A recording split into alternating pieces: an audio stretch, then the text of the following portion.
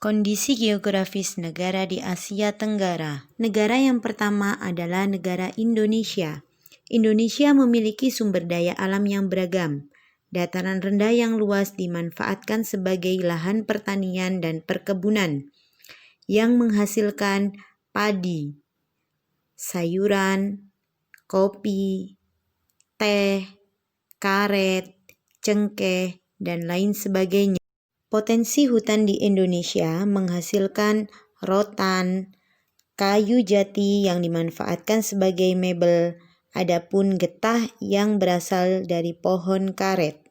Sedangkan di wilayah perairan dimanfaatkan untuk diambil hasil lautnya seperti ikan, rumput laut, dan garam. Pantai-pantai di Indonesia juga dimanfaatkan sebagai pusat pariwisata, contohnya Pantai Kuta di Bali. Perbukitan di Indonesia menyimpan banyak sumber daya tambang. Hasil olahannya berupa batu bara, minyak bumi, dan gas alam. Negara yang kedua adalah negara Brunei Darussalam. Sebagian besar bentangan alam Brunei itu menyimpan minyak bumi dan gas alam yang menyumbang 40% pendapatan negara. Minyak bumi dan gas alam tersebut tersebar di wilayah Miri dan Kuala Belait. Dataran rendah di Brunei dimanfaatkan penduduk sebagai lahan pertanian yang menghasilkan padi, kelapa, lada, dan buah-buahan. Negara yang ketiga adalah negara Filipina. Filipina memiliki sungai pendek yang berkelok dengan arus deras sehingga sulit dilalui oleh perahu layar. Pantai Filipina yang cenderung sempit itu juga tidak bisa dimanfaatkan, sehingga para penduduk Filipina hanya memanfaatkan dataran rendah sebagai lahan pertanian dan perkebunan.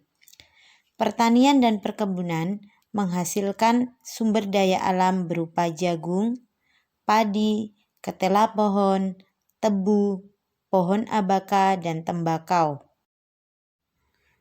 Pohon abaka, karet, kelapa, dan kayu merupakan komoditas ekspor terbesar Filipina. Pertambangan emas di negara Filipina terletak di wilayah Luzon yang kaya akan bahan tambang emasnya. Yang keempat, negara Kamboja. Negara Kamboja memiliki Danau Tonle Sap yang merupakan penghasil ikan tawar utama di kawasan Asia Tenggara. Di daerah sekitar Sungai Mekong dan Danau Tonle Sap itu sangat subur, sehingga para penduduk biasanya memanfaatkan untuk pertanian padi, umbi-umbian, jagung, dan buncis. Ada pula hasil perkebunannya seperti tembakau dan karet. Negara yang keempat adalah negara Laos. Dataran rendah Vientiane dimanfaatkan para penduduk Laos sebagai lahan pertanian padi, jagung, dan tembakau. Laos merupakan satu-satunya negara di Asia Tenggara yang tidak memiliki wilayah laut, sehingga sumber perikanan Laos berasal dari sungai. Antara lain Sungai Mekong yang menghasilkan ikan karper dan ikan perch. 6. Adalah negara Malaysia. Malaysia sebagian kondisi geografisnya berupa hutan yang sangat luas. Hasil hutan tersebut seperti kayu merupakan komoditas ekspor.